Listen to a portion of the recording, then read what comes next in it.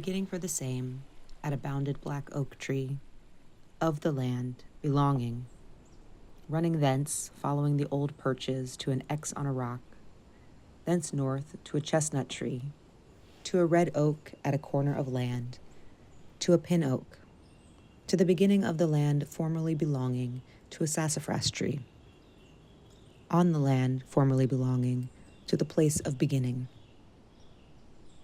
Being the same land, the land records, and said land was recorded. The land records the same land which was recorded. The land records, etc.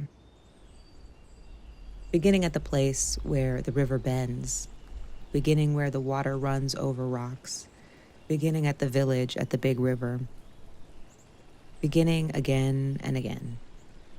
Reworked, refined, renamed, repackaged, repaired, rebranded, restricted, restored, reinvested, repopulated.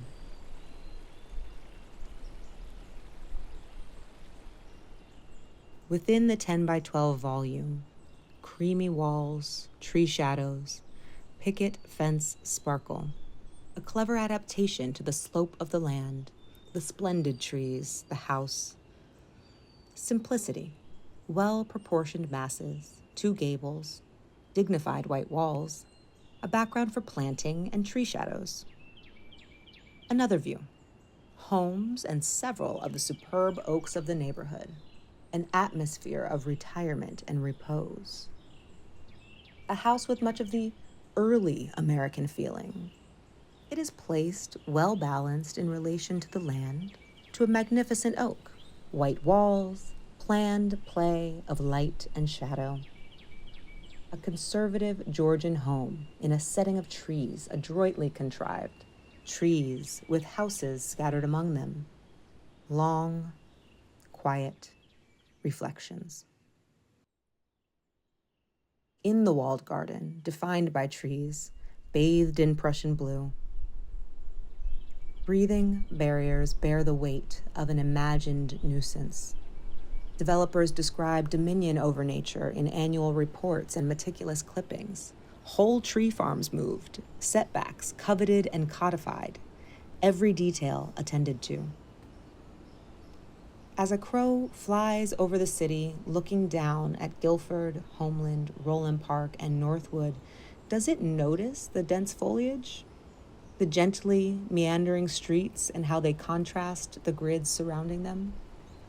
Such subtle attention paid to the shadow and the negative space of a white wall circumscribing its boundaries.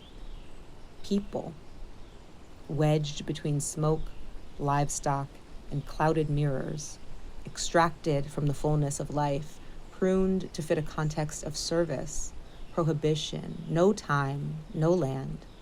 Like the trees, blazed, staked, bound, accounted for, but never admired. Restrictions wrote as summering plans, text equalized in lignin-free foldering, the recorded record.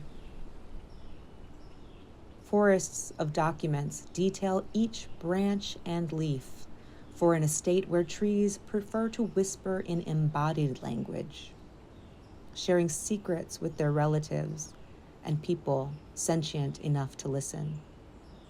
As the decades roll on, little sisters are turned to lumber, elders to mulch, and some neighbors remain, swaying overhead as successive generations grow, inherit, and die.